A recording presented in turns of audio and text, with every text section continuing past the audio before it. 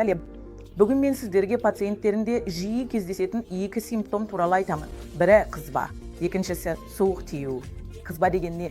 Таңертеңгі температура 98,9 градус Фаренгейт және кешкі температура 99,9 градус Фаренгейт болса, бұл қызба деп аталады.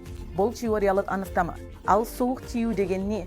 Бұл жай суық тию, яғни мұрынның ағуы, мұрынның бітелуі, маңдайдың ауыруы, мұрынның тітіркенуі немесе көздің сулануы, көздің қышуы.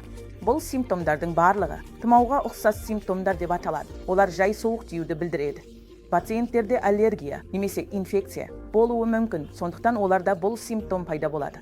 Қайталанатын суық тиюдің алдын алу үшін ұсынылатын өмір салтын өзгерту. Бірі әлеуметтік қашықтықты сақтау, екіншісі маска кию және жасыл жапырақты көкөністерден тұратын пайдалы диетаны тұтыну арқылы иммундық жүйені жақсарту. Көмірсуларға бай диетадан аулақ болыңыз. Күнделікті ақуызды тұтынуды арттырыңыз және күнделікті физикалық белсенділікпен айналысыңыз. Рахмет.